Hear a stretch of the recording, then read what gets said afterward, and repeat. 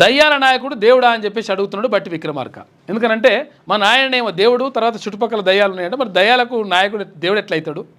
మరి ఆయన కూడా దయ్యమే కావాలి కదా, లేకపోతే పక్కకున్న దేవుళ్ళు అన్న కావాలి, ఏదో ఒకటి కావాలి కదా.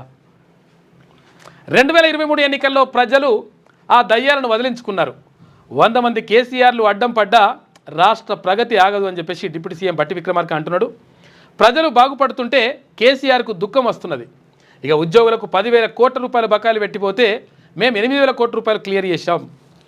ఇతర రాష్ట్రాలకు విద్యుత్ అమ్మే స్థాయికి తెలంగాణ ఎదుగుతుందని ధీమా.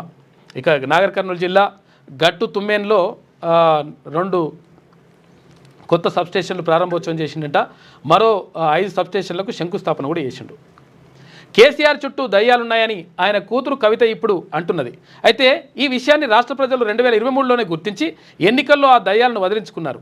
ఆ దయ్యాలకు నాయకత్వం వహించిన కేసీఆర్ దేవుడు ఎట్లయితాడో చెప్పాలి అని డిప్యూటీ సీఎం బట్టి విక్రమార్క ప్రశ్నించారు. బీఆర్ఎస్ దయ్యాలను తెలంగాణ రాష్ట్ర సరిహద్దుల అవతలికి తరిమి కొట్టే సమయం వచ్చిందన్నారు.